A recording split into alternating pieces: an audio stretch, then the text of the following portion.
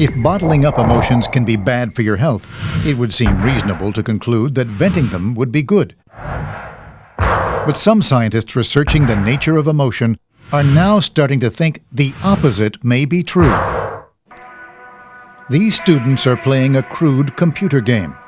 The winner of each round sends a burst of white noise through the headphones of their opponent.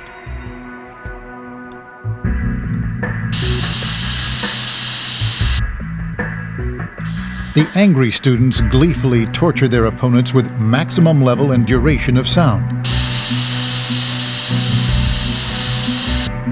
But why do they do it? Let's go back in time, just 30 minutes or so. Using students, psychology professor Brad Bushman has been testing the theory that you shouldn't hold on to your anger. You should let it out. This theory, although it sounds elegant, is completely false. There's virtually not a shred of scientific evidence to support it. Dr. Bushman bases his opinion on an experiment involving 700 college students. He deliberately set out to make them all very angry. Paired up, but separated into small rooms, the Iowa State students are told to write a short essay about a controversial subject. They're each invited to read their partner's essay and write comments about it. But what they didn't know was that Dr. Bushman was about to con them. He gathers their essays and hands out ones he's written, all of which are highly reactionary. The students try to be polite when making their comments, but Bushman switches these papers too. The comment forms he's substituting are all highly insulting. And as they read them, anger runs high.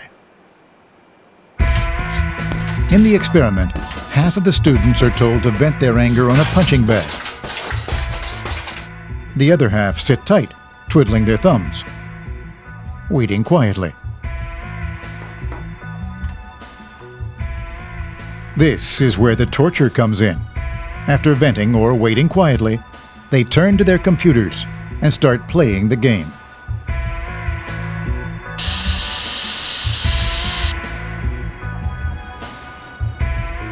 If conventional wisdom is true, then people who vent their anger by hitting a punching bag should get rid of that anger and behave less aggressively than those who do nothing at all.